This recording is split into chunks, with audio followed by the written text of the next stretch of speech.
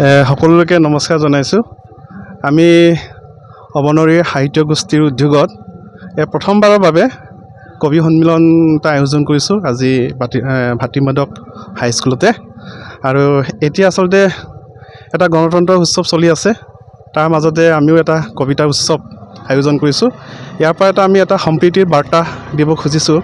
আচলতে এতিয়া আমি দেখিছোঁ, চৌপাশে দেখিছোঁ যে আমাৰ নিজৰ মাজত ভাতৃৰ মাজত এটা সংঘৰ্ষ হৈছে বা বিভিন্ন ধৰণৰ এটা সম্প্ৰীতিৰ এটা সংঘাত সৃষ্টি হৈছে।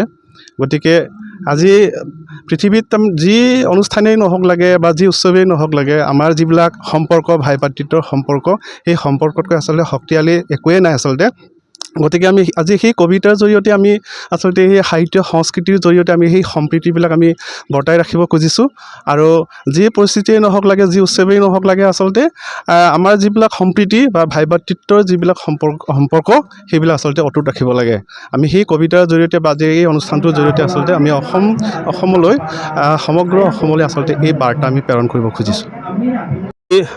অৱনৰী গমলাপে অৰ্থাৎ অৱনৰী সাহিত্য গোষ্ঠীৰ উদ্যোগত পোনপ্ৰথমবাৰৰ কাৰণে ভাটিমেদক হাইস্কুলত অৱনৰী মহতম নামেৰে আমি এটি কবি সন্মিলন আয়োজন কৰিছোঁ।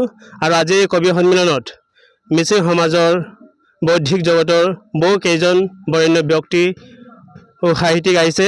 আপোনালোকে জানে যে অৱনৰী অঞ্চলৰ পৰাই মিচিং সাহিত্য জগতত ভূটাতৰা বুলি ক'ব লাগে বহুত আমাৰ ইয়াৰ পৰাই সৃষ্টি হৈছে মিচিঙৰ বুৰঞ্জীবিদ সোণাৰাম পায়াং কটকী, ভাষাবিদ আগমমৃগাং তাবুৰাম টাইট, তেওঁলোকৰ দৰে বৰেণ্য ব্যক্তিসকলে অৱনৰী অঞ্চলৰ পৰাই যিটো জন্ম লৈ পেলাই তেওঁলোকে সাহিত্যৰ ক্ষেত্ৰত বহু অৰিহণা অনবদ্য বৰঙণি আগবঢ়াই আহিছে। আৰু আমি যুৱ প্ৰজন্মই এই সকলো সাহিত্যৰ দিশবিলাক, তেওঁলোকৰ সৃষ্টিৰাজিবিলাক আমি আজীৱন জীয়াই ৰাখিবৰ কাৰণে এই প্ৰচেষ্টা হাতত লৈছোঁ।